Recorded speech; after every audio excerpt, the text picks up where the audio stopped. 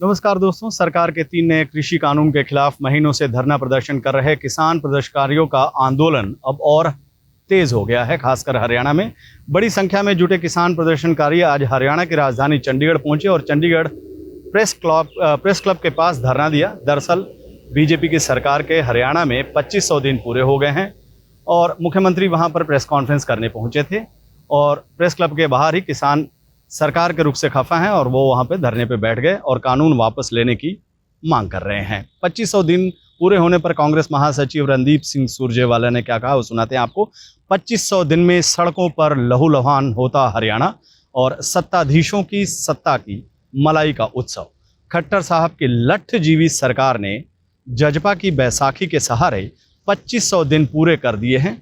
इन 2500 दिनों में सत्ताधीश उत्सव मनाते रहे और हरियाणा के लोग सड़कों पर लहूलुहान होते रहे। ये आज रणदीप सिंह सुरजेवाला ने बयान दिया है। उन्होंने कहा कि खट्टर साहब विकास के जुमले गढ़ते रहे और एक चमचमाते प्रदेश की बर्बादी की कहानी वो लिखते रहे।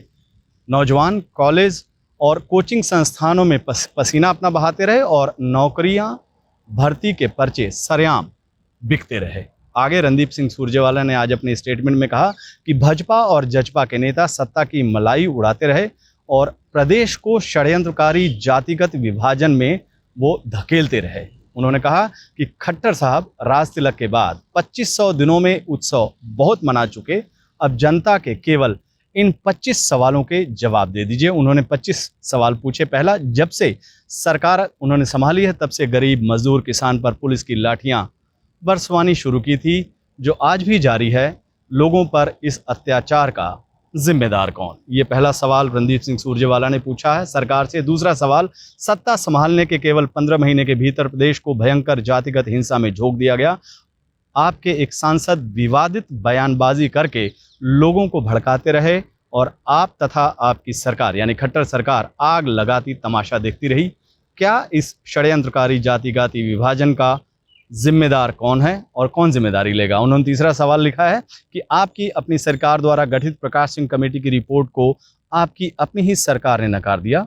अपनी सरकार का नकारापन छिपाने का क्या कारण था? रणदीप सिंह सुरजेवाला ने चौथा सवाल सरकार से पूछा कि डेरा प्रमुख राम रहीम के मामले में पंचकुला में पहले हजारों अनुयायियों को इकट्ठा होने की इजाजत दी और उसके बाद अंधाधुंध गोलियां चला कर 50 से ज्यादा डेरा अनुयायियों को मौत के घाट उतार दिया तथा हजारों गंभीर रूप से घायल हुए।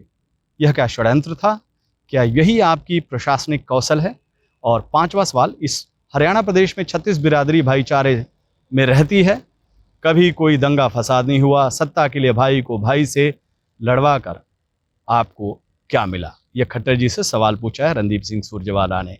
पिछले 2500 दिनों में हरियाणा में कश्मीर से ज्यादा लोग पुलिस की गोली से मारे गए, क्या इसी उपलब्धि का आप उत्सव मना रहे हैं? और सातवां सवाल, किसानों की आय दोगुनी करने के नारे लगाकर सत्ता में आए थे लेकिन किसानों के अस्तित्व को ही संकट में डाल दिया।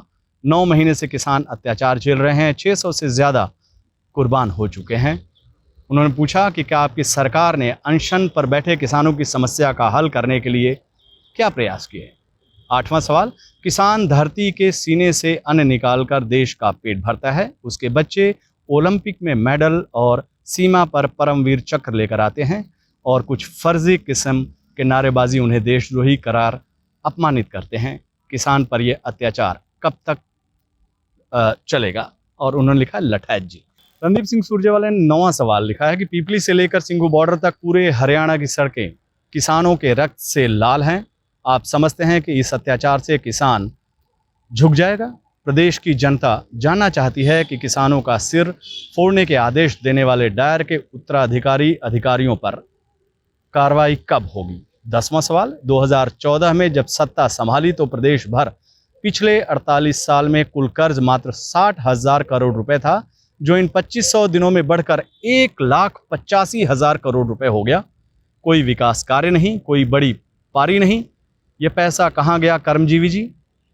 11वां सवाल उन्होंने पूछा कि नायब तहसीलदार, क्लर्क, ग्राम सचिव जैसी 28 भर्तियां के पर्चे लीक हुए लेकिन अधिकारी के खिलाफ कोई कार्रवाई नहीं हुई।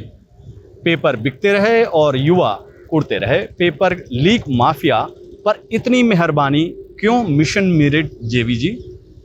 12वां सवाल, क्या पिछले 7 साल में कभी बिजली की दरें बढ़कर, कभी बस का भाड़ा बढ़ाकर, कभी पेट्रोल और डीजल पर जीएसटी बढ़ाकर, कभी हाउस टैक्स बढ़ाकर, कभी लाइसेंस फीस बढ़ाकर, कभी एफिडेविट फीस बढ़ाकर, कभी सीवरेज और पानी जो पीने का पानी है उसके चार्ज बढ़ाकर आपने हरियाणा की जनता से हजारों लाखों करोड़ रुपए की वसूली नहीं की?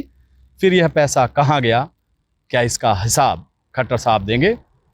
13वां सवाल जो रणदीप सिंह सुरजेवाला ने पूछा है वो है, 10,000 से अधिक जेबीटी अध्यापक चयन प्रक्रिया पूरी हो जाने के पश्चात 3 साल तक पुलिस की लाठियां, पानी की बौछारें और आंसू गैस के हमले झेलते रहे, तब कहीं जाकर कोर्ट से उनकी ज्वाइनिंग हुई। उन युवा साथियों का असली दोषी कौन? 14वां सवाल, हजारों अतिथि अध्यापक जो लगभग 15 वर्षों से शिक्षा विभाग को सेवाएं दे रहे हैं, अपनी मांगों के समर्थन में पता नहीं कितनी बार सरकारी दमन झेल चुके हैं। क्या आपने इन लोगों से किए हुए अस्थायी नौकरी देने के वायदे पूरे कर दिए?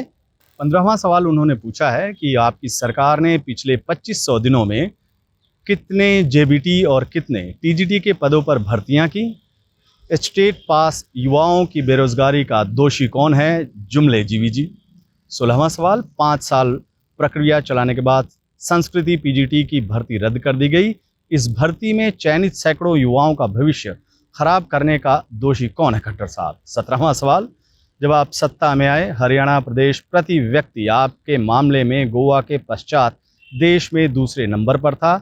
आज 28.1% बेरोजगारी दर के साथ हरियाणा देश में प्रथम स्थान पर है। क्या यही आपका विकास है?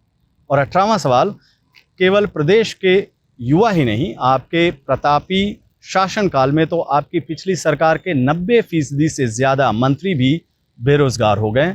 आपकी पिछली सरकार के सभी बड़े मंत्री जनता ने नकार क्यों दिए जनप्रिय जी? और 19वां सवाल, जब आपने सत्ता संभाली उस समय प्रदेश के प्रति व्यक्ति पूंजी निवेश में सभी राज्यों में प्रथम स्थान पर था और आपके शासन में प्रदेश में इंडस्ट्रियल मॉडल टाउनशिप सूनी पड़ी है, वह उद्योग धंधे चौपट हैं। निवेशक व उद्यमी आपकी सरकार में दूर क्यों भाग रहे हैं? उत्सव जीवी जी। 20वां सवाल उन्होंने पूछा है, ऑनलाइन प्रतियोगिता परीक्षा में बच्चे 98% अंक लेकर भी फेल हो गए, ये कैसी पारदर्शिता है मनोहर लाल जी? 21वां सवाल, आपके मुख्यमंत्री बनने के पश्चात कितने सरकारी इंजीनियरिंग कॉलेज, कितने मैनेजमेंट कॉलेज, कितने सरकारी फार्मेसी कॉलेज खुले?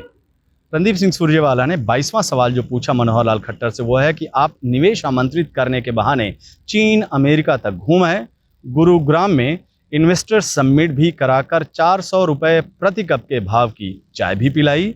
पिछले 2500 दिनों में पूंजी निवेश कितना आया? भ्रमण जीवी जी। 23वां सवाल, हरियाणा रोडवेज को हमने पूरे देश में अग्रणी सरकारी परिवहन सेवा बनाया था, आपने आपके महकमे का परोक्ष रूप से निजीकरण ही कर डाला।